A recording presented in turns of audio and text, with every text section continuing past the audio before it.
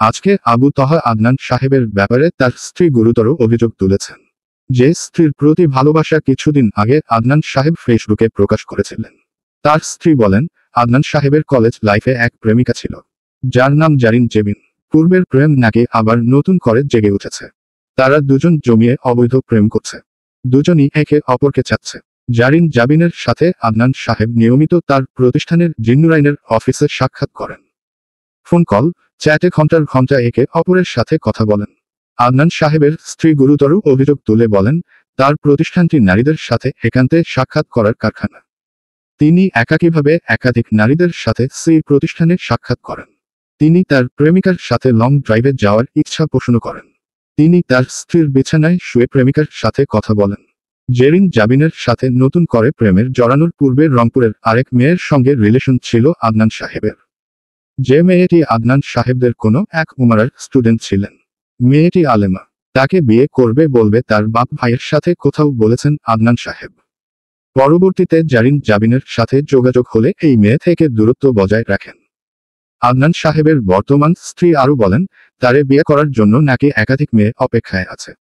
আদনান সাহেবও তাদের অপেক্ষা করান। আদনান সাহেবের বর্তমান স্ত্রী সাবিকুন্নাহার সারা এসব অভিযোগ তুলে নিজের ফেসবুক পেজে পোস্ট করেন। অবশ্য সাথে সাথেই পোস্টটি ডিলিট হয়ে যায়। আবার সাথে সাথেই বলা হয়, পেজ নাকি হ্যাক হয়েছে।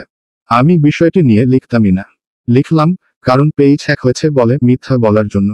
পেজ হ্যাক হতেই পারে না, কারণ পেজ হ্যাক হলে এত দ্রুত কন্ট্রোলে নিয়ে পোস্ট ডিলিট করতে পারত না। তাছাড়াও পেজ কেন হ্যাক হয়নি? কারণ ওই পোস্টের কমেন্টে আদনান সাহেবের কাছের লোকেরা সাবিকুন্নাহার সারা সম্পর্কে বলেন, সমস্যা এই মেয়ের মাঝেই। পেজ হ্যাক হলে তার কাছের লোকজন এই মন্তব্য করত না। তাছাড়া কিছুদিন আগে আদনান সাহেবের মতো ব্যক্তি তার এই স্ত্রীর ব্যাপারে ফেসবুকে পোস্ট করে বলেছিলেন, আমার স্ত্রী চায় আমি যে তাকে ভালোবাসি সেটা যেন সবাইকে জানাই।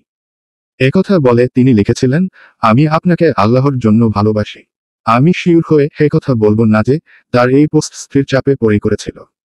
স্ত্রী পোস্ট করিয়েছিল এজন্য যে যেন আদনান সাহেব কোনো নারীর সাথে জড়াতে না পারেন, আর নারীরাও যেন এই পোস্ট দেখে তার থেকে দূরে থাকে। কিন্তু আজকে তার স্ত্রীর পোস্টের পর এ সন্দেহ করতেই হচ্ছে। আদনান সাহেব যখন গুম হয়েছিল তখন থেকে নিয়ে এখন পর্যন্ত তার পক্ষে আমার অনেক লেখা আছে। আমি তাকে আল্লাহর জন্য ভালোবাসি। পেজ হ্যাক হয়েছে বলে অলরেডি আদনান সাহেবের পক্ষ থেকে মিথ্যা ছড়ানো হয়েছে। আশা করি তিনি সবকিছু তার ভক্তদের কাছে এসব ব্যাপার ক্লিয়ার করবেন।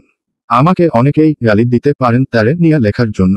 এরাই কিন্তু আবার এনসিপি নেতা সরোয়ার তুষারের লাগালাগি নিয়ে পোস্ট করলে বাহবা দেয়। এরা চায় নিজেরা ল্যাংটা থাকলেও তাদের আমি দেখে রাখি। সরি ভাই, আমার পক্ষে এমনটা সম্ভব না।